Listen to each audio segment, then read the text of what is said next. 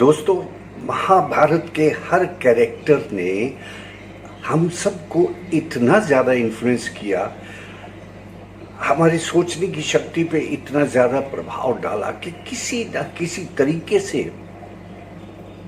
हम उस कैरेक्टर पर मोहित हो गए। सैकड़ों कैरेक्टर्स हैं और सब एक्टर्स ने इतना खूबसूरती से काम किया कि हैट्स ऑफ। यानी आजकल कोई रिप्लेसमेंट अगर आप सोचने को चाहें तो भी मुश्किल है।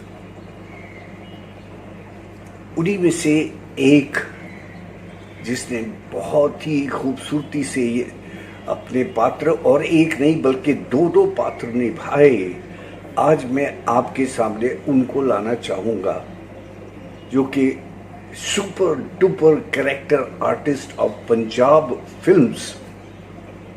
उनका नाम बहुत है, यानी he is very good actor from Punjab. और इनको आप खुद ही देख लीजिए और बूझो तो जाने कि इन्होंने कौन सा कैरेक्टर किया और इनका नाम क्या है। नहीं पहचाने ना? हाँ, अरे साहब कमाल के आर्टिस्ट हैं और बहुत ही थॉरो जेंटलमैन हैं। इनसे मिलकर एकदम तबीयत खुश हो जाती है।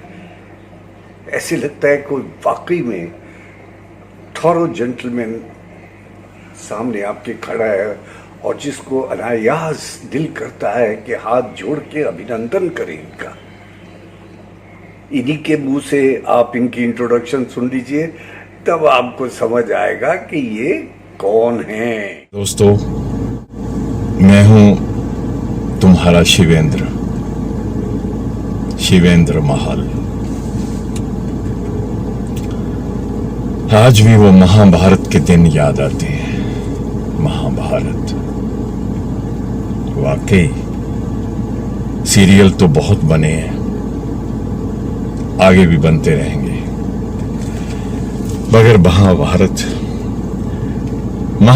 नहीं भूलता। मैं भी उसका एक पार्ट रह चुका हूं।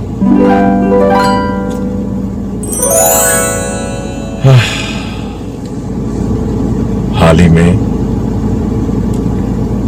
गोफी जी का फोन आया था कि वो दोबारा से महाभारत को याद करवा रहे हैं, सभी के सामने ला रहे हैं उन कलाकारों को जिन्होंने इसमें काम किया।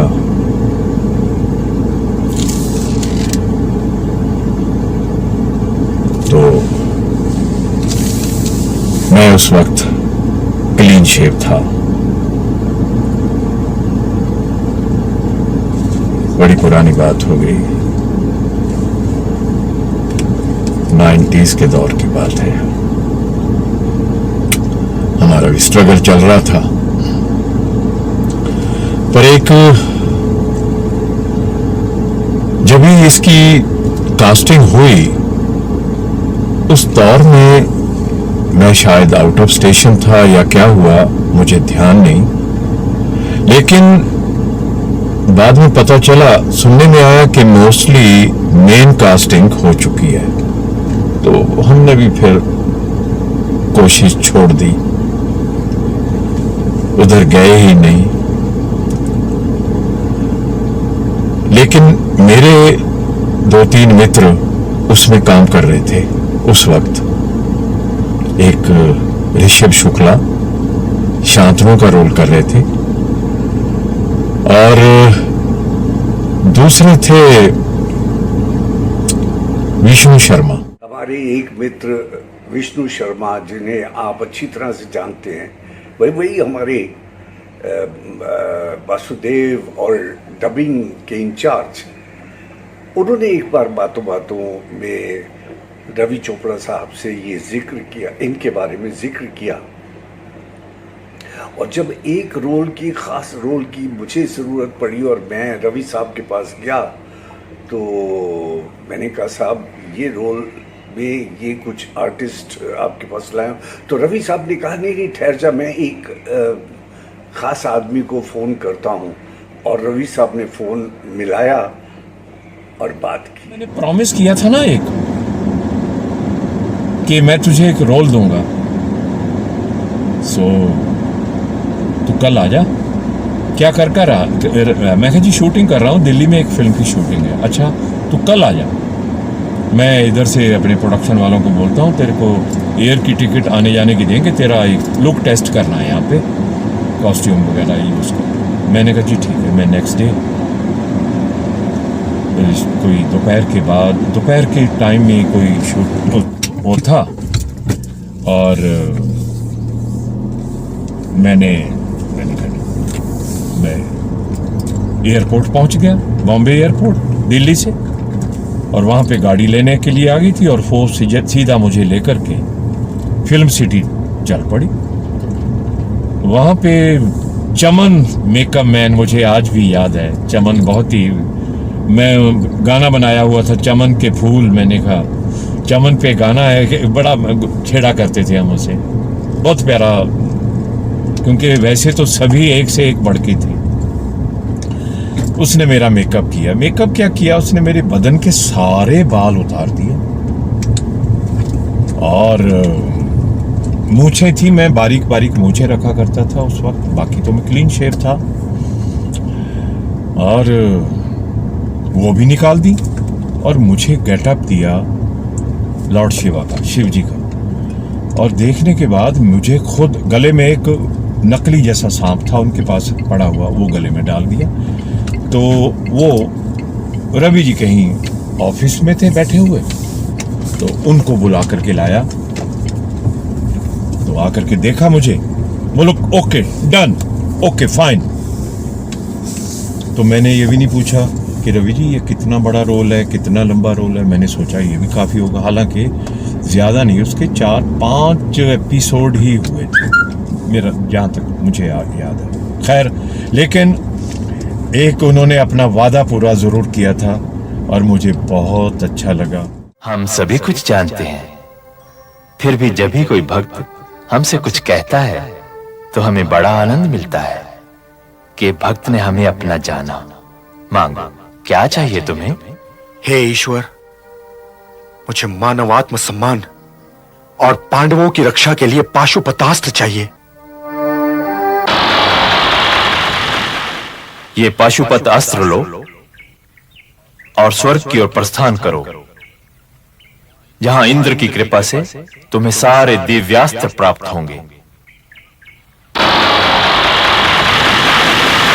मेरे एक मित्र विष्णु शर्मा, वो भी महाभारत में रोल कर रहे थे वासुदेव का, और साथ ही उनके पास डबिंग डिपार्टमेंट भी था, क्योंकि वो सभी आर्टिस्टों की डबिंग करवाया करते थे। खैर, मुझे एक दिन वो अचानक मार्केट में मिल गए, तो हेलो हाय के बाद मेरे को बोल रहे हैं कि विष्णु बोल रहे हैं कि शिवेन क्या कर रहा है आजकल। मैंने कहा यार क्या करना है, बस कुछ खास नहीं, खाली हूं। बोला अच्छा,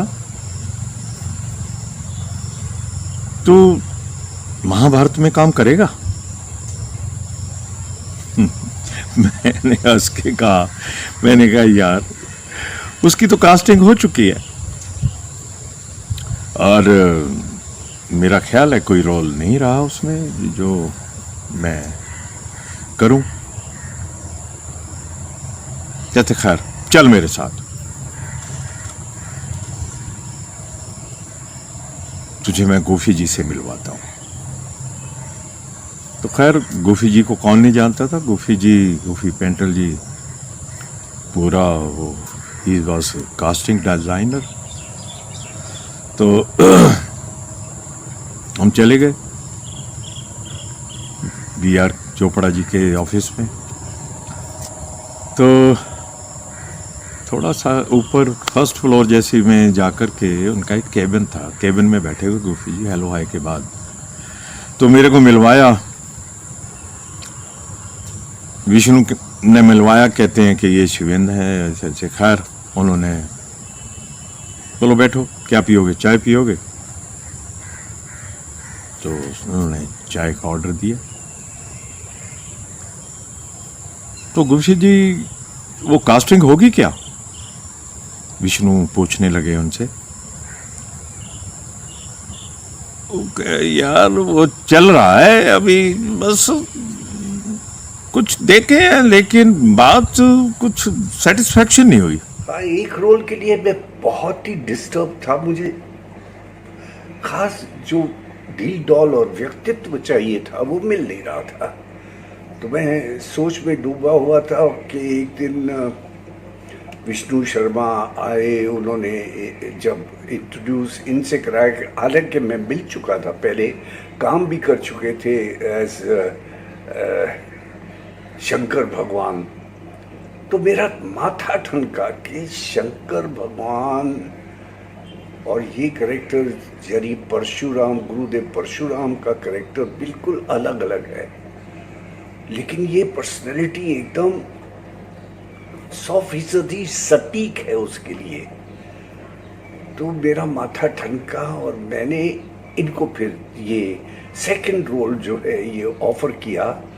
और मेरा ख्याल है किसी को पता भी नहीं चला, हम इतने प्यार से ये बना के चले गए। और इन्होंने जो भगवान परशुराम का रोल किया बहुत ही खूबसूरत था और बहुत ही एक महान गुरु का, आचार्य का रोल, यानी वो भी किसके किसके गुरु, जिसमें भीष्म पितामह भी आते हैं, वीर कर्ण भी आते हैं।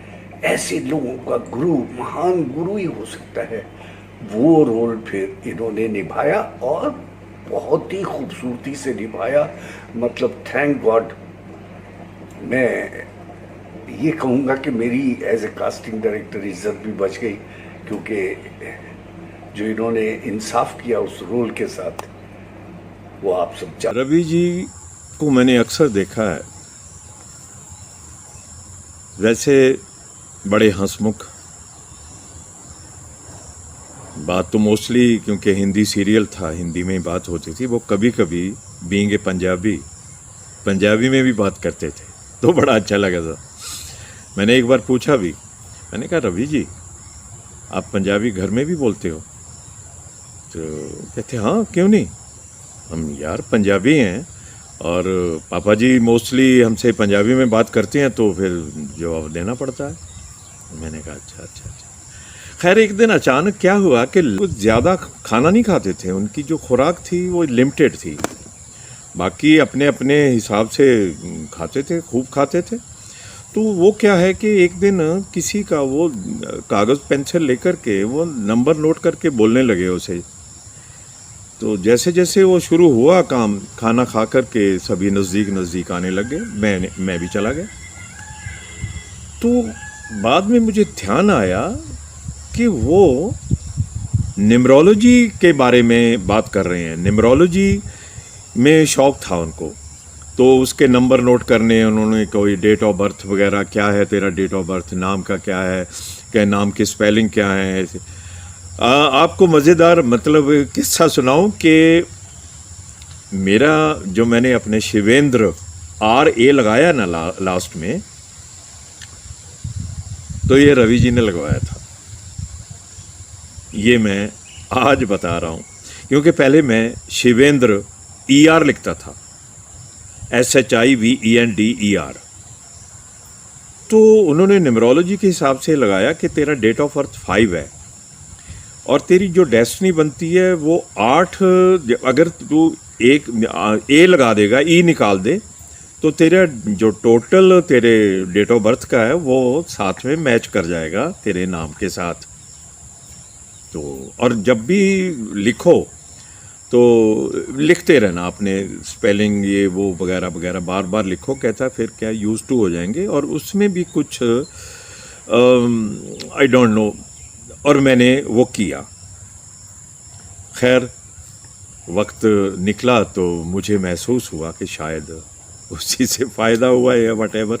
एक मज़ेदार किस्सा मैं और सुनाऊंगा आपको। वो ये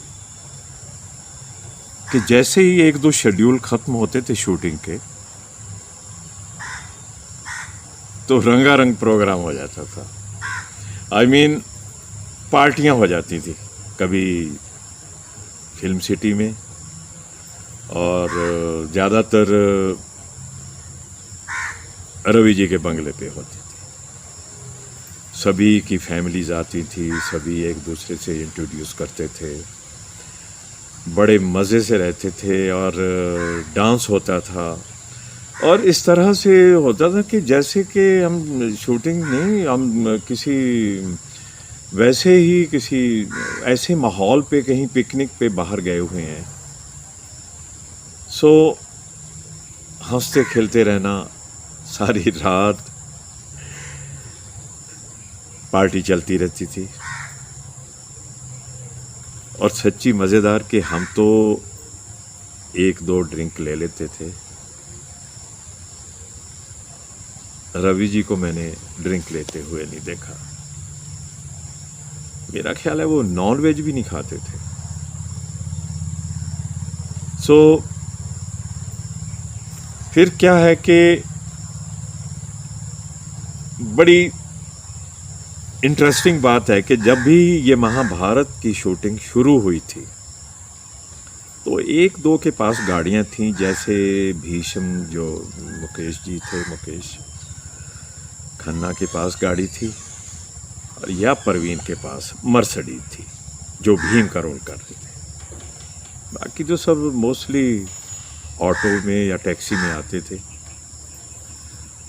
और शुरू शुरू में तो अर्जुन मर्सिडी में जाता होता था परवीन जी की। उसके बाद बल्कि मुझे भी एक दो बार लिफ्ट दी इन्होंने, अर्जुन ने, भले ही वो उस वक्त उसने गाड़ी ले ली थी। फिर अचानक एक दिन लंच के बाद ऐसे ही अचानक देख रहे हैं, रवि जी ने देखा, कहते मुझे इतनी खुशी हो रही है। तो पार्किंग ऐसे हो जाती थी कि 25-30 गाड़ियां खड़ी हुई हैं, लाइन में पार्किंग हुई हुई हैं। ये एकदम सच है। जब महाभारत की शुरुआत हुई थी तो उस समय स्टूडियो के बाहर 2 या 3 गाड़ियां ही खड़ी रहती थी, लेकिन जब एंड हुई तो 25-30 क्या, मेरा ख्याल है 35 के करीब गाड़ियां बाहर खड़ी रहती थी। और सारे आर्टिस्ट सेटल भी हो चुके थे, उन्होंने इसके अलावा भी और काम पकड़ लिए थे, और सब इस्टेब्लिश हो चुके थे कि वाकई में इनको एक्टिंग आती है, और ये आ चुके हैं अब बॉलीवुड में। सो हम में से कई लोग बाहर लग गए थे और सबके बल्ले बल्ले होने लगी। तो ये थे मेरे प्रिय मित्र, सज्जन पुरुष, पंजाबी फिल्म के होनहार कैरेक्टर एक्टर और बहुत ही प्यारे इंसान, जिनसे मिलकर तबीयत गदगद हो जाती है, शिवेंद्र महल। आपको कैसा लगा? I am sure you must have liked, और अगर लाइक है तो प्लीज लाइक करके टिक भी कीजिए, सब्सक्राइब भी कीजिए, कमेंट भी लिखिएगा, भूलिए नहीं, बिकॉज आपके कमेंट्स और सब्सक्रिप्शन से ही हमें ये इनकरेजमेंट, ये प्रोत्साहना मिलती है कि हम आइंदा और अच्छा काम करके बताएं। अभी भी कोरोना से होशियार, पूरी तरह गया नहीं है। हाँ? अपना ख्याल रखिए, परिवार को संभालिए। नमस्कार।